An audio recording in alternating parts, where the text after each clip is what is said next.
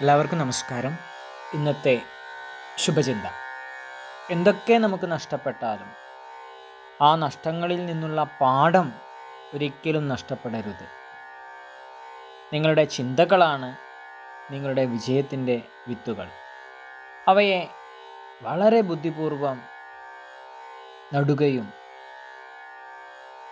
ദൃഢനിശ്ചയത്തോടെ വളർത്തുകയും ചെയ്യുക. ഒരു തുടക്കം കുറിക്കുവാൻ നമ്മളൊരു മഹാനാകേണ്ടതില്ല. പക്ഷേ ഒരു മഹാനാകാൻ നമ്മളൊരു തുടക്കം കുറിക്കേണ്ടതുണ്ട്. എല്ലാവർക്കും നന്മകളുണ്ടാകട്ടെ. എല്ലാവർക്കും ജീവിത വിജയം ഉണ്ടാകട്ടെ. നന്ദി, നമസ്കാരം.